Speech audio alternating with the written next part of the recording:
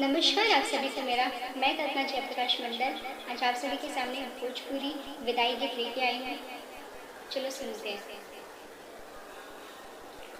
चुटकी भर सिंदूरा लगते बाबा, बेटी हो गई है पराई। चुटकी भर सिंदूरा लगते बाबा, बेटी हो गई है पराई। जजनी आँखी के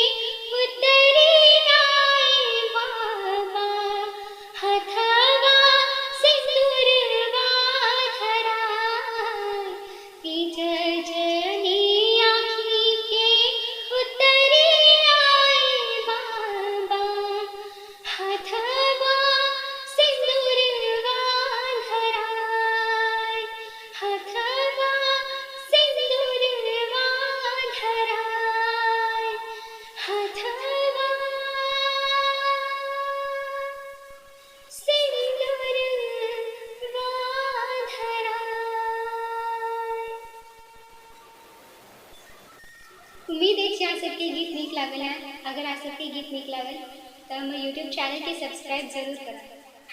धन्यवाद।